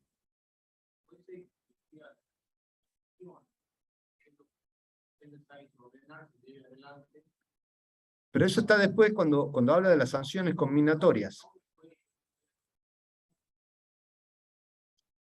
Está bien, pero eso está, porque esta parte habla del litigante y sobre todo de lo que es el ejercicio profesional. Hay una parte que vos vas a verlo después, yo hago mención de las sanciones combinatorias, que era un poco lo que nosotros conocemos como astriente y demás. Podría decir dispone. Se podría decir acatar sus disposiciones, acatar sus directivas. Orden es un término que me parece poco feliz. Es una opinión personal, de todas maneras, no. Está bien la aclaración que me hace el doctor y es válida, pero a mí, en el contexto que estamos hablando y sobre todo por lo que vamos a ver ahora que sigue, es donde no me gusta. Seguimos con el 25. Temeridad o mala fe dice cuando sea manifiesta la carencia de fundamento legal. Manifiesta la carencia de fundamento. ¿Cuándo es manifiesta? Sigamos. O cuando, leo lo que está en color para ir más rápido, ¿no? O cuando a sabiendas se aleguen hechos contrarios a la realidad. A ver, yo puedo alegar a sabiendas un hecho contrario a la realidad. Puedo decir, de hecho, en un cobro ejecutivo puedo decir, mi cliente no debe nada, porque si no niego la deuda no puedo poner excepciones. Entonces, ahí voy a estar incurriendo en temeridad o mala fe. Cuando su cliente vaya al estudio y usted le tenga que decir, no, mi cliente es inocente siendo que sea culpable, o mi cliente no causó ese accidente siendo que lo causó, o con la excusa que uno quisiera, vamos a estar delegando hechos contrarios a la realidad sabienda. Entonces, ¿qué tenemos que hacer con un cliente? Me viene un cliente con un cheque devuelto y yo le tengo que decir, no, mira, busca otro abogado porque yo si no voy a estar actuando con temeridad o mala fe. Anda a otro abogado. Voy a la discrecionalidad. Todo esto que yo voy marcando, piensen en lo que hemos visto de discrecionalidad. Cuando se hagan transcripciones o citas deliberadamente inexactas. Yo he leído libros con citas inexactas. He leído PDF, un montón de PDF con con citas inexactas. Cuando uno consulta una página de internet, tiene que señalar la fecha, si uno escribe, tiene que señalar la fecha en que la consultó, porque capaz que después ya no está. Fíjense en los libros, uno pone página web tal, revisada en fecha tal, visto en fecha tal y tal. Si van a escribir una tesis o un trabajo final, lo tienen que hacer así. ¿Cuándo es deliberadamente inexacta una cita o transcripción? Cuando por cualquier medio se entorpezca el desarrollo y el normal expedito del proceso con propósito manifiestamente dilatorio.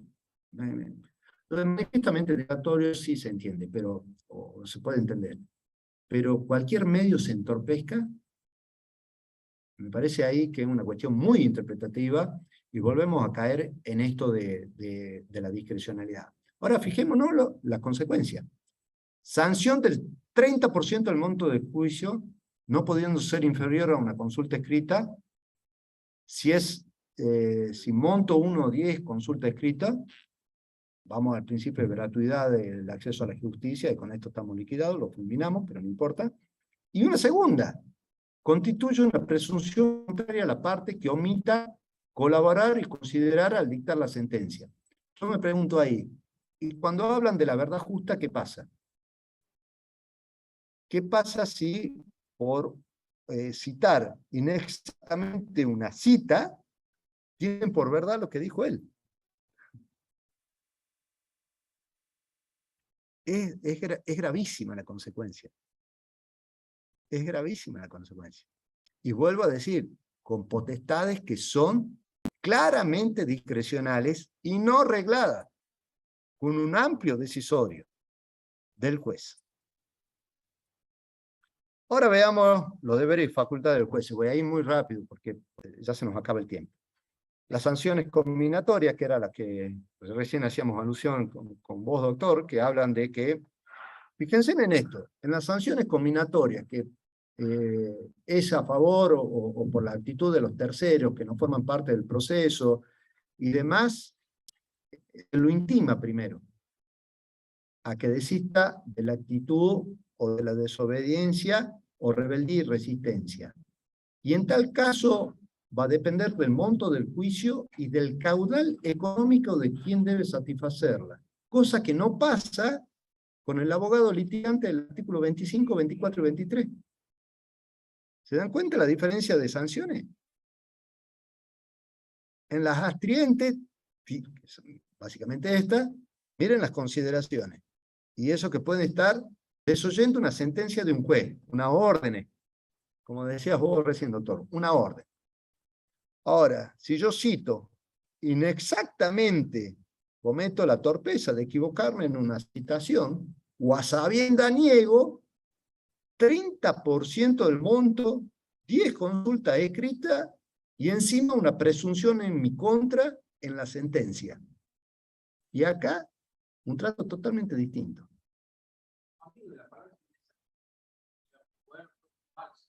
Claro. Inexacta.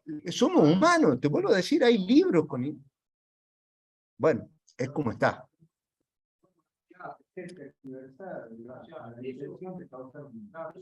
Cuando uno quiere causar una confusión del magistrado, llevarlo, es una cosa. Ahora, lo inexacto da también, insisto en esto, al error humano. Yo he visto libros así, ustedes también. Agarren un libro y vean las citas que hay en internet y traten de verificar, van a ver que en alguna no la van a encontrar. Y eso sucede. Dice, dirección del proceso. Tendrán los poderes necesarios. Miren el término, no hablan de facultades. Los jueces. Los poderes necesarios para realizar todos los actos tendientes a obtener una mayor celeridad y economía del proceso. En los tribunales colegiados, este poder, vuelven a hablar de poder, por eso uno, y yo particularmente hablo de que se lo empodera al juez. ¿Ah? Yo tengo el poder. No de esta manera. Ahora tiene mucho más. Ahora te sanciona, te toma presunción en contra, te fija multa, y ahí está el amigo Jimán. Bueno, eso de la edad. Tengo 56, ¿qué va a ser?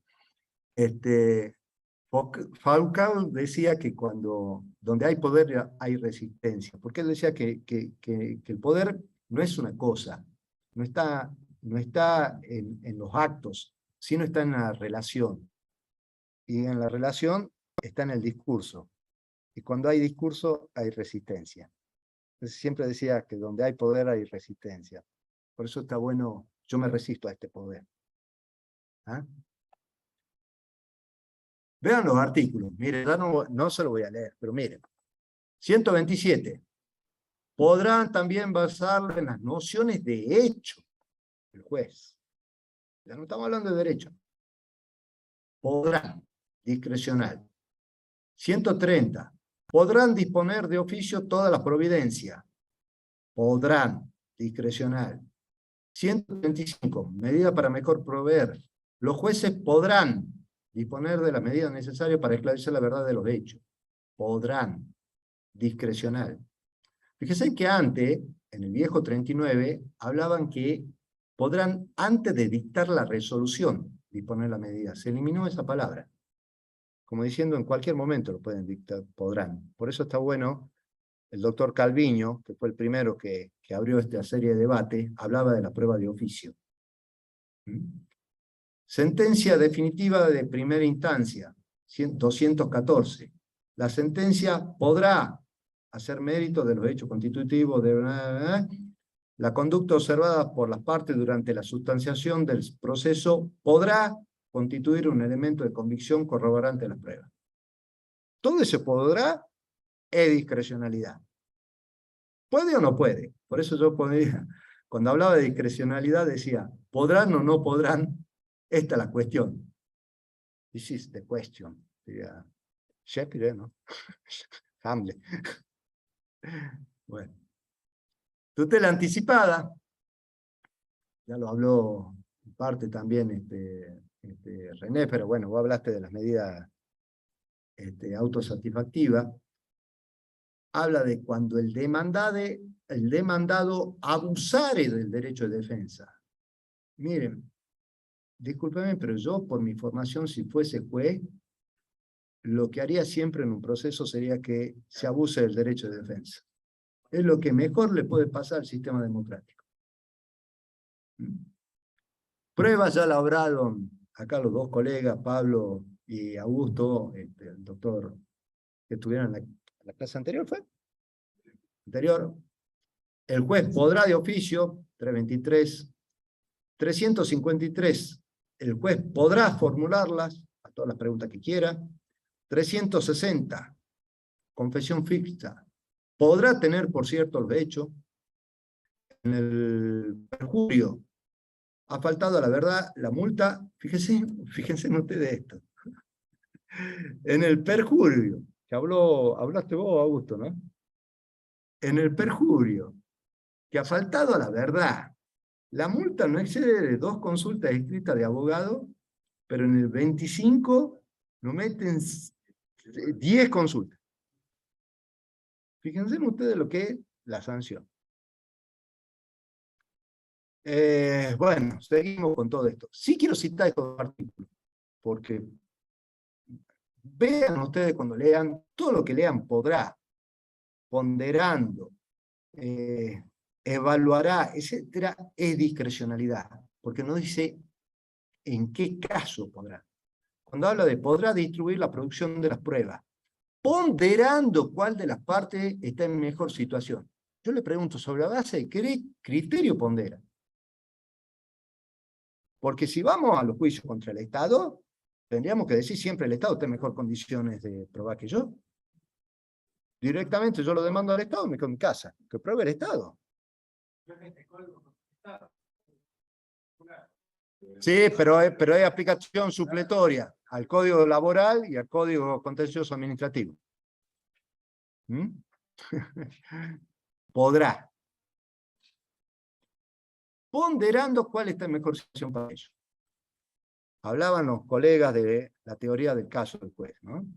El juez especificará los hechos controvertidos de justificación necesaria. Fíjense en el sumario 468, el juez nos indica cuáles van a ser los hechos controvertidos y cuáles no. Cuáles se van a probar, cuál de las partes prueba y cuál de las partes no. Y qué prueba sí, qué prueba no. Todo lo hace el juez. Ahí vamos al concepto de imparcial que hablábamos al inicio, que el juez no se aparte. Si el juez está determinando qué prueba sí, qué prueba no, ya tiene la teoría del caso, no le quepa duda.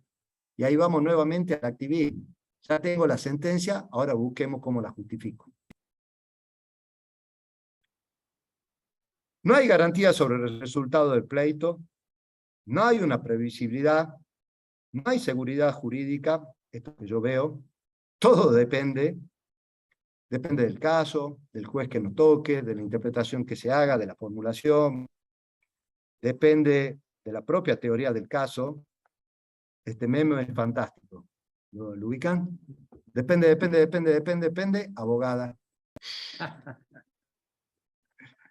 ¿Ah? Refleja una realidad, ¿no? Todo depende. Si quieren una garantía, compren una tostadora. Libro de Andrés Rosler, el último libro. El anterior se llama La ley es la ley.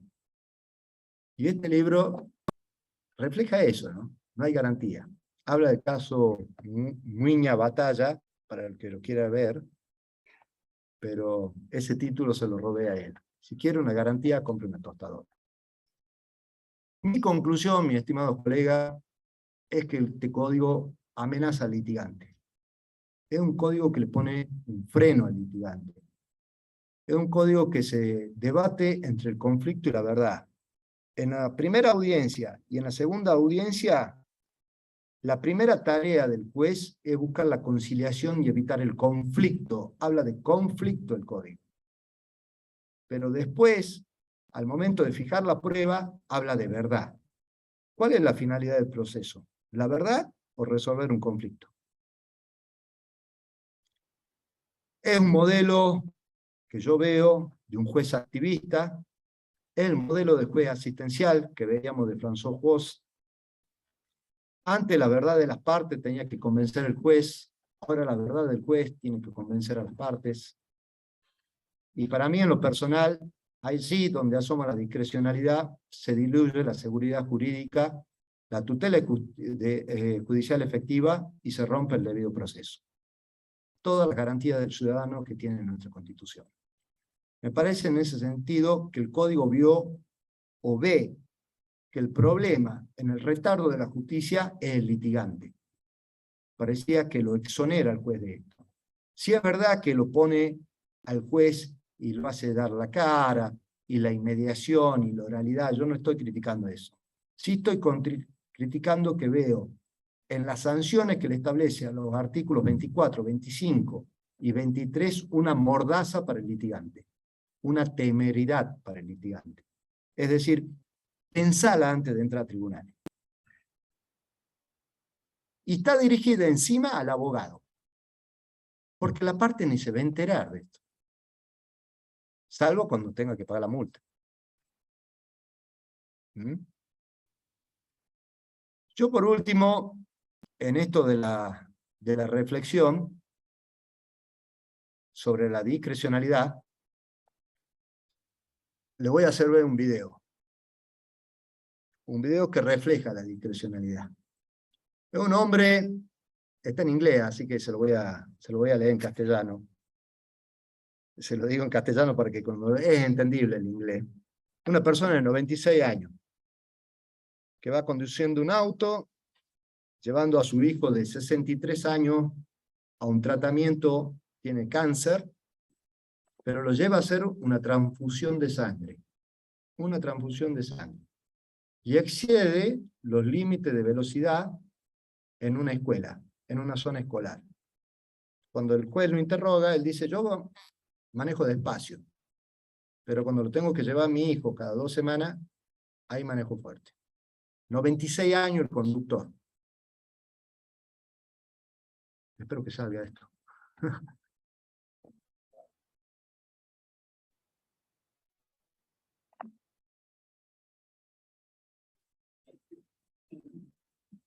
Good morning, sir. Good morning, Judge. Mr. Corella, you are charged with a school zone violation. Okay, but you are charged with a school zone violation, which means that you were exceeding the speed limit in a school zone. I don't drive that fast, but I'm 96 years old and I drive slowly, and I only drive when I have to. I was going to the blood work in my boy. You taking your son to the doctor's office? Yeah. I take him for blood work every 2 weeks. Because he's got cancer. You are a good man. You are a good man. You really are what America is all about. Here you are in your 90s. You're still taking care of your family. It's just a wonderful. Well, how old is your son? 63. And Daddy's still taking care of him, right? I only drive when I have to. You see that young man over there? That's my son. Now, he's looking at me saying, Dad, when you're in your 90s, you're going to be driving me around. You're setting a bad example for my kid. You put a lot of pressure on me. Sir, I wish you all the best. I wish the best for your son, and I wish you good health. In the case of dismissed. Good luck to you and God bless you. Thank you. Fíjense, yo les pregunto, una persona de 96 años, por supuesto nos conmovemos todos. ¿Puede manejar una persona de 96 años? No iba con una urgencia. Analicemos el caso objetivamente. Iba a hacer una transfusión de sangre. Y excedió el límite de velocidad. La pregunta es, ¿toda otra persona, entonces, que tenga que hacerse una transfusión de sangre, también puede exceder el límite de velocidad en una zona escolar?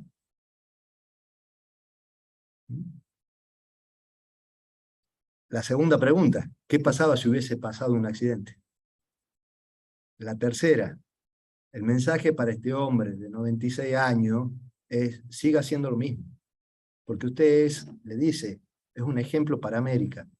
Y además le dice, es un mal ejemplo para mi hijo. Porque mi hijo va a querer que yo a los 90 años lo cuide y lo cure. Ahora, ese es el juez Frank Caprio. Si ustedes buscan en Google, tarea que se las dejo, tómense el trabajo de buscar el mejor juez del mundo. Le va a salir Frank Caprio. Les acabo de presentar el mejor juez del mundo, tomando decisiones absolutamente discrecionales, al margen de la ley, siendo interpretativista, activista, pero no nos olvidemos, eso sí, que encima pertenece a otro sistema jurídico donde rige la doctrina del precedente, el stare decisis. Entonces, no solo lo que él sentenció lo exoneró, sino que creó un precedente para el futuro. ¿Mm? Ese es el modelo del mejor juez del mundo, y ese es el modelo de activismo que también tienen los jueces en nuestro nuevo Código Procesal Civil. Nada más. Muchas gracias.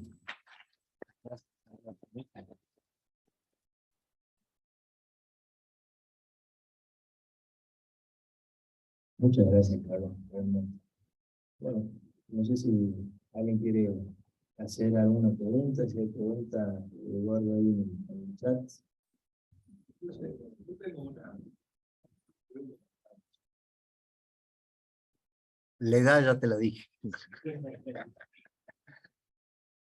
No te ocupa esta noche que la pregunta va a ser otra cosa. Mi pregunta, Carlos, es, yo he visto ahí en tu diapositiva, después un título muy lógico que normalmente estamos acostumbrados a los códigos anteriores, donde dice deber y facultades de los jueces. Pero ha enumerado más bien los poderes que tiene y he visto pocos deberes.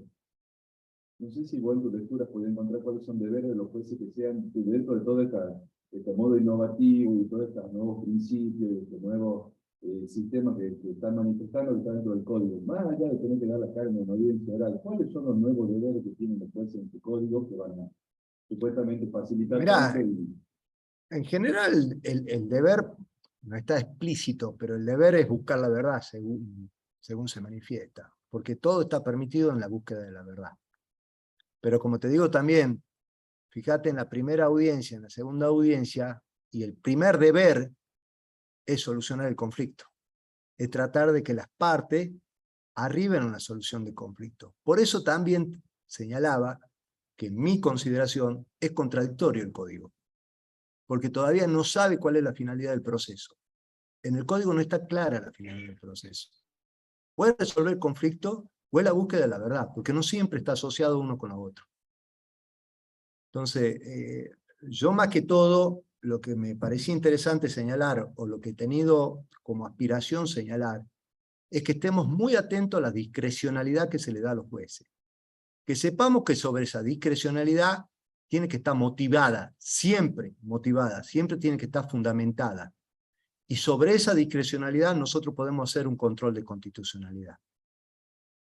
Porque son discrecionalidades fuertes, abiertas.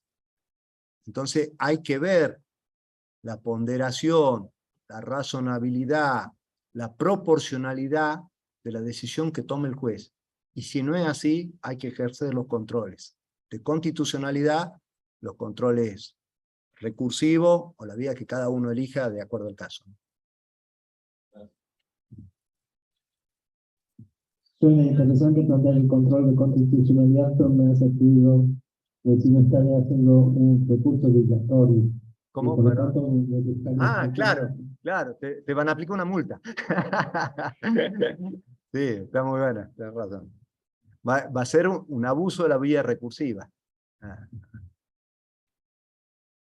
Abuso del derecho de defensa, lo que mejor le puede pasar a cualquier ciudadano de la República, y es lo que pondera la Corte Interamericana de Derechos Humanos.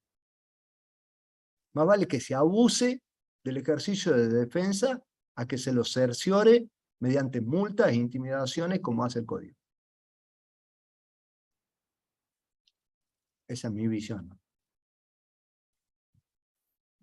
Disculpe, doctor, me quiero hacer una consulta Sí, en por base a favor. su punto de vista.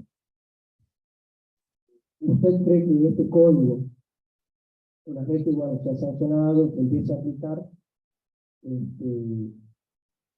tengamos que tomarlo con cuidado? Porque usted habla mucho del tema de que este código viene y plantea varias incertidumbres, como por ejemplo, en una de las clases hablamos de proceso y procedimiento. En varios artículos se confunde lo que es el proceso y el procedimiento. No sé si lo entienden. Sí, sí, totalmente. Y en base a eso, o sea, una vez que este código se empiece a aplicar esta reforma, va a haber que acudir cada vez más a la Constitución. O sea, ¿usted teme eso? No, no temo. Ojalá que así sea. No temer, no le temo. Añoro que así sea. Yo creo que el código, lo decía el doctor Durán, yo también estoy convencido de eso, un código que lo han largado y después vamos viendo cómo nos acomodamos. Lo importante es tenerlo. Sabemos que la inmediación ya sabemos todo. El primer fracaso es la presencia de los jueces en todas las audiencias. Lo decía bien Calviño. Si el juez tiene que estar en todas las audiencias, va a haber un déficit en la calidad de la sentencia. Porque evidentemente el juez es un ser humano. Todo lo que yo le planteo del juez, o de lo que hemos visto del Poder Judicial, yo no sé si los jueces lo buscan. Cuando yo hablaba de la crisis de la magistratura y te hablaba de que hay un exceso de modelo, es porque realmente no sabe entre esa variedad cuál de todos esos modelos tomar. El juez es un ser humano como todos nosotros. Cuando habla Álvaro Belloso, dice que lo primero que uno tiene que hacer cuando es juez es dejar de lado los prejuicios, es quitarse los prejuicios de uno, para poder tener una posición equidistante. Somos seres humanos, los jueces son seres humanos. Cuando toman una decisión, cuando vean, por eso me gustaba lo del video. Vos imaginate que vos vayas a una audiencia y vas con Pablo, que está ahí parado, nadador, que se cruza el Canal de la Mancha, ponele, y te tengas que enfrentar al viejito de 96 años. ¿Querés que te diga? Perdiste. No sé qué hizo Pablo, pero yo ya lo condeno. Porque uno ve el video, por eso me gustaba este video. Seguimos conmovidos, yo todavía sigo conmovido por el viejo, digo, qué bárbaro, cuidar al hijo de 63 años, llevarlo teniendo cáncer. Ahora no te pones a pensar la peligrosidad de lo que es ese hombre al volante. Cuando está admitiendo un exceso de velocidad, no está fuera de discusión eso, ¿no? Disculpe, ¿y usted cree que el juez que usted da como ejemplo vaya, o sea, dicta la sentencia o vaya en base a su moral y a sus principios y no en base a la ley? Mirá, si O sea, vamos o sea, él está es muy buena la activo pregunta, ahora. porque mirá, si vamos a lo que debería ser, todos decimos la base de la ley. Yo creo que son seres humanos. Nunca va a estar la ley. La peor lucha que va a tener todos los jueces ante este nuevo código, o el desafío más grande, vos hablas del deber que está en el código. Mirá, yo te hablo de un deber que no está en el código. El deber más grande que va a tener el juez va a ser cuando se enfrente a la primera audiencia, no contaminarse. No contaminarse con los hechos. No verse conmovido ante la situación y, como vos bien decís, mantener la objetividad y mantener la norma por sobre la propia conmoción interna que pueda tener al ver una mujer embarazada o al ver un tipo que por el accidente justo viene sin el brazo o llega con la silla de ruedas o las circunstancias que son, insisto en esto, a ver, uno no critica al juez. Yo lo que sí valoro, o lo que sí lo pongo al juez como valor de ser humano, porque pareciera que cuando se transforma en juez robot, no se conmueve. Sí se conmueve. Vos llegaste a un despacho de un juez a plantear un divorcio y encontrate, y lo dice Álvaro Belloso también, arriba un crucifijo así, la foto del Papa. Yo me voy con el divorcio y digo, no, venía, disculpe, me vuelvo otro día. Es una realidad. Hay jueces, y esto lo sabemos, hay jueces que están en su despacho con la foto del Che Guevara. Jueces nacionales. O la foto de Perón y Evita. ¿No lo vemos a eso? Lo estamos viendo. Está despojado, yo te pregunto a vos ahora, ¿está despojado de lo que tiene internamente ese juez? Imposible. Es imposible. Tampoco hay que pedir a ese juez asistencial que todo lo puede, que otorga todos los derechos, una tarea inhumana, porque es humano. Y hay que comprenderlo. Por eso es importante los límites. Por eso es importante que no tenga esa discrecionalidad, que era lo que más me interesaba marcar. Todos los otros colegas hablaron de todos los artículos, de la prueba, de la carga. Yo quería hablar de la discrecionalidad. En el contexto de un juez como el que tenemos hoy, que es interpretativo, que nos hemos dejado seducir por modelos europeos, cuando nuestra idiosincrasia es absolutamente distinta. Y nuestro derecho es absolutamente distinto. Nosotros hemos tomado los derechos de todas partes. La Constitución de los Estados Unidos, el derecho administrativo de Francia y España, el derecho civil de Francia. Y tenemos una melange propia de los argentinos, somos así. No digo nada, es lo que somos. Pero tenemos una melange que no tenemos un derecho uniforme y coherente, con una misma fuente. Disculpa, Carlos. Sí. Creo que como está estructurado el código es imposible pues, acompañarlo después de una primera audiencia, porque ya los juristas conciliar no quieren conciliar, ya todo un juicio de valor. Incluso en el juicio sumario que estás diciéndome, ya te determina cuáles son los derechos. Pero si un juez te toma la prueba, si un juez, esto es así, si el juez, vamos al sumario, si el juez en el sumario tiene que decidir la prueba, está decidiendo qué es lo que quiere probar. No va a fijar la prueba sobre lo que no quiere probar. Va a fijar la prueba sobre lo que quiere probar. O sea, ya tiene una teoría del caso. Sí, en el juicio por eso absurdo. yo te hablaba del activismo, como el juez primero toma la decisión y después argumenta. Porque me parecía que era una manera rápida de entender todo esto y de que hablemos todo el mismo idioma, que era lo que uno pretendía, ¿no?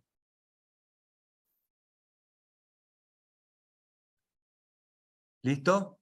Bueno, muchas gracias a todos por la paciencia y bueno, espero que lo hayan disfrutado. Gracias, muy amable.